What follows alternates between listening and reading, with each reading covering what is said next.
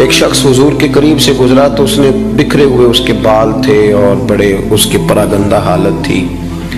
کچھ لوگ آرٹیفیشل درویش بھی بن جاتے ہیں، میک اپ کر کے بھی درویش بن جاتے ہیں، یعنی بلا سارا کچھ گھر میں پڑا ہے لیکن کہتے نہیں میں درویش ہو گیا. تو اس کو بھی شریعت پسند نہیں کرتی.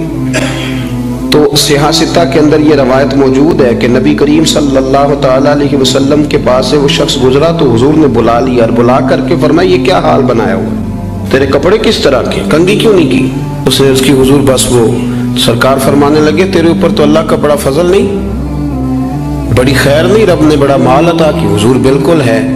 تو محبوب فرمانے لگے جا پھر جا کے اچھے کپڑے پہن، رب جب فضل کرتا ہے تو اس کا اثر دیکھنا پسند فرماتا ہے.